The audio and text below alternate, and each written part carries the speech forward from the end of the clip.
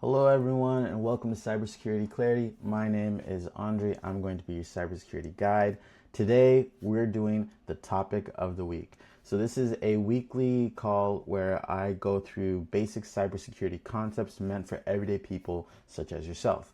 If you're watching this today, that means that you're interested in being more secure. So, this is what that's for. So today we're going to go over a topic called cybersecurity attacks. Now, a cybersecurity attack by definition is when an unauthorized person, so it's either, we call them threat actors in cybersecurity, but they're also known as hackers or bad actors, anyone that's trying to get access to an account they shouldn't have access to, data they shouldn't have access to, or different systems. Now, in plain English, that just means they're trying to get your credit card, they're trying to get your email, maybe pictures, maybe documents, anything that they can find valuable. So what I'm going to do is I'm going to walk you through how that happens and why it's important for you to know. Now, they say that a lot of people think that hackers are these guys in hoodies that tend to just type away at their computers. It's really not like the movies. They look like normal people just like me and you. Some of them are business people that look incredibly smart, and they tend to look for the easiest targets out there. So what they do is most attackers, they start their day like everyone else. They check their email, they click messages, they log into their different accounts, so on and so forth.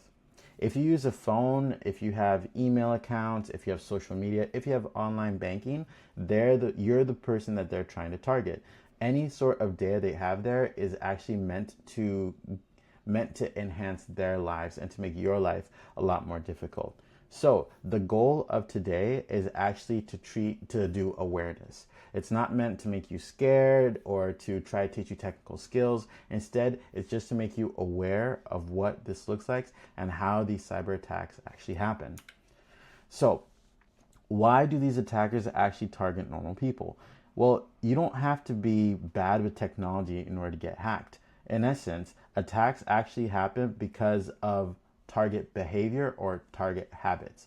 You're valuable because you have credit card information, you have a social security number, maybe you have like data such as emails or pictures. Hackers are known to try to find information about you that could compromise you. So they'll try to like give ransomware if they encrypt your computer, meaning that you can't use it anymore.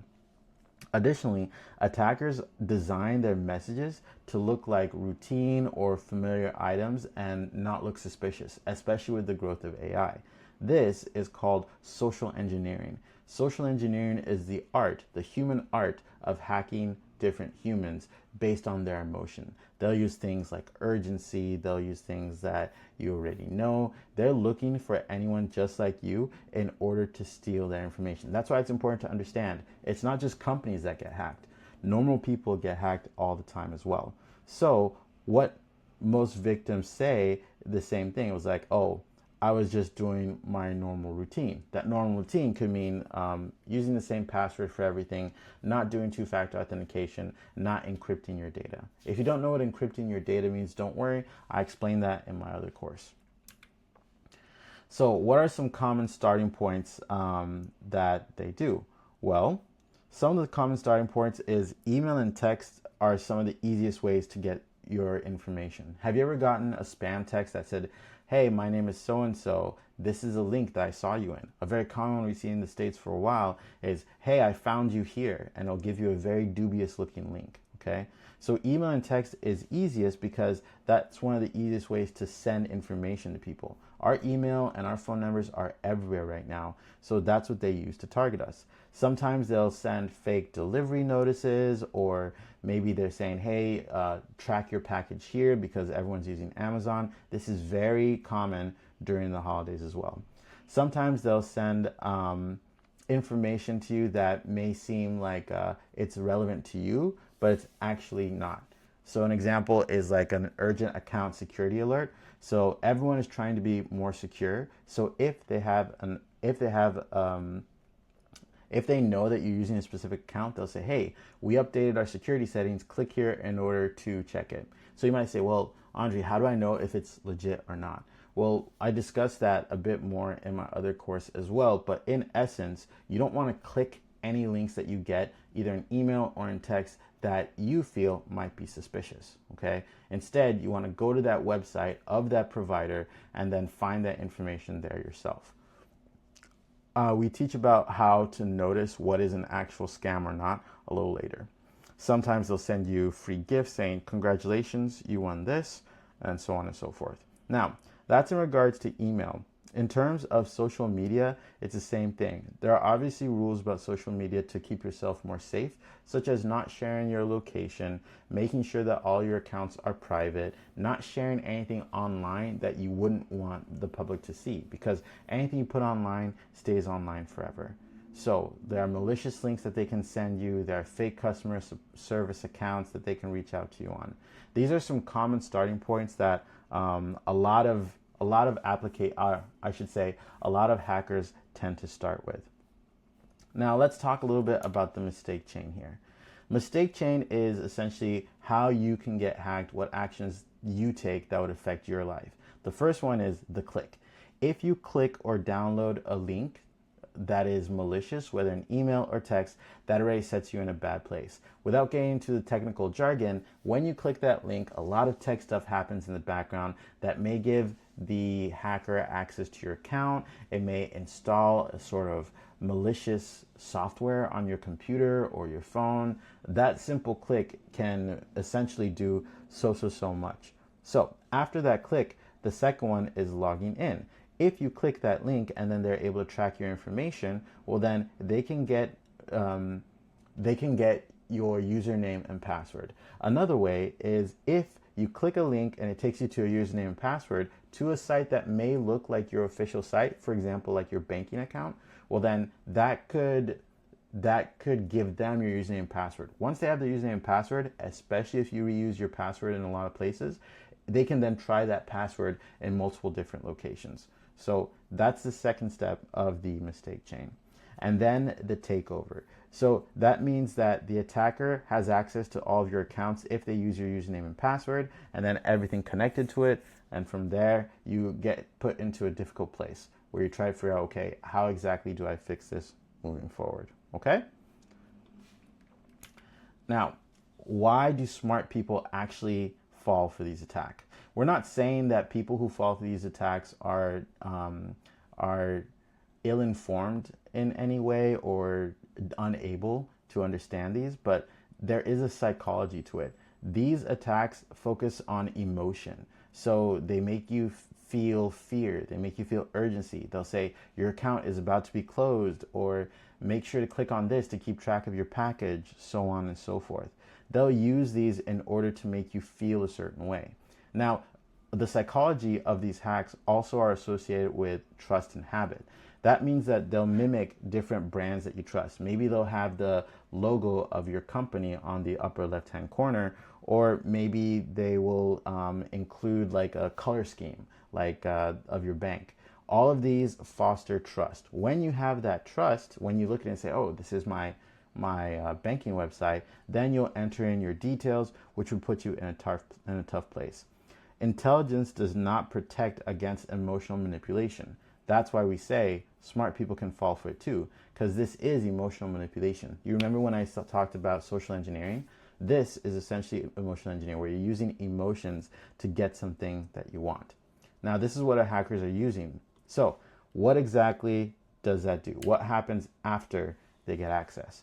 Well, if they get access to your different accounts, one of the things they can do is they can scam emails to any of your contacts. So now, because you weren't as secure, your friends and family who are on your contact list may also be impacted. They may send them an email saying, hey, I'm in a tough place, or I'm even in prison, I need money for XYZ, can you send it to this PayPal account? They might make purchases if they get access to your credit card information. So if you click on a link and it said, all right, in order to make sure we get your tracking information, input your payment details here, they can make purchases based on your information that you gave them. If you reuse your password, they can get access to a ton of those. For example, if you have a username and password for your, let's say, social media, let's say Instagram, and then you have that same username and password for your bank. Well, if your Instagram gets hacked, they'll try that username and password on your bank, and once they get in, well then they have access to that account as well. And lastly, one of the last things that they do, it's something called ransomware. Ransomware means that they will encrypt or lock you out of all of your accounts by changing your passwords, and then they may, especially if it's on your computer, they may lock your files so that you have to pay in order to get access to them again. Now, I need to state right off the bat that anytime you get ransomware or anytime your files get locked, never ever pay the ransom. Instead, reach out to the computer, reach out to law enforcement, so on and so forth. If you want to mitigate specifically the ransomware, the best thing you can do is actually back up your computer multiple times. This is one of the tactics. There are several others you can do to protect yourself. I talk about it a bit more in my personal audit course. And then here are some early warning signs that people tend to miss. So password reset emails, they do not request password reset emails are things that you do not request. Okay. For example, what I mean by that is if you know for a fact that you didn't request to change your password, but an email comes in saying, hey, looks like we're trying to change your password, we need to confirm it's you, that should be a sign that, oh, okay, it's unexpected, I didn't take that action, I should probably pay attention to it. It's also friends saying some weird messages. I had a friend once where he sent me a message saying, hey, my cousin needs money, yada yada. This was through WhatsApp. So I texted my friend, sent him a screenshot saying, hey, is this you? That's an early warning sign. Something else is if you notice that there are new devices or locations on your account activity. A lot of the accounts that we have, they have a list of devices that are using that account. And then they also have different locations of where that device is logging in from. So we want to keep that in mind if we see that weird activity. And finally, if you see some weird purchases or weird subscriptions, well then that should be a sign to you that, okay, I need to double check my account. And if I think something is suspicious, one of the first things you can do is just change your account password. It's that simple. If you're curious about what a good password is, you can just use a password manager. That's one of the best tools. However, there are a bunch of different ways you can do that as well. So how do you break the attack early? A lot of this is centered around mindset and proactivity. Anytime you get an email or a message with a link, just pause. Don't click it immediately, especially if it's a link that says urgent, we need you to do XYZ, okay? Typically these are fake. So you want to pause before clicking. Only click on emails and links that you know are from trusted email addresses, trusted phone numbers, or things that you are expecting. I would say use your gut. Then you want to check the details. That means you want to look at the sender address, especially if it's an email, check the URL, see if it's spelled correctly, so on and so forth. Now, with the emergence of AI, this is becoming harder and harder. So we are developing ways to combat emails, phishing emails that look really, really good. Phishing email is an email that's trying to hook your information, trying to fish your information from you by getting you to click some of these malicious links. And if you don't fully trust the link, you can always visit the website or call the person in question. That means if it's your bank, call them, say, hey, I got this email. Can you verify if it's correct? This is an important thing to do because in cybersecurity, we have this rule called always never trust, always verify. Never trust, always verify. So it's an easy way for you to just make sure that you're operating online with a level of cautiousness, I should say, especially if you feel it in your gut. So what is the key mindset shift we're trying to get to here? So it's not about, cybersecurity isn't just about all the tools, all the software, coding and whatnot. Really, a lot of it is about awareness and consistency.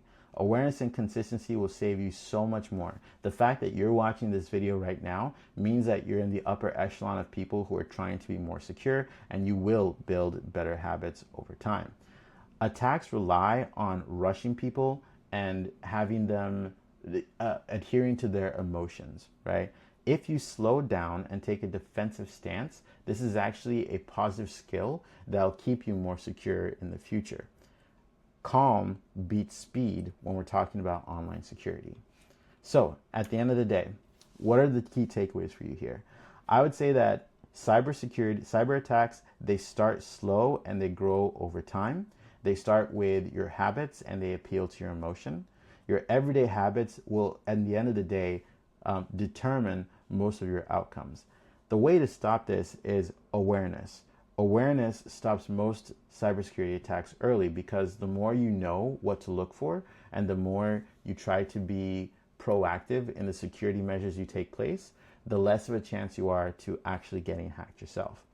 So we're not saying you don't need to be perfect. We just want you to be more deliberate. You want to pause, you want to verify, and then you want to make sure that you pay attention to your gut, especially if you're not expecting a certain email or a certain text. If you're interested in finding out your cybersecurity posture, meaning how secure you are online, click the link down below. It'll take you to a website that essentially outlines to you what you can do to be more secure and what your security score is, followed by some classes that you can take in order to make your life more secure overall. Thank you so much, everyone, for listening. We'll see you on the next one next week.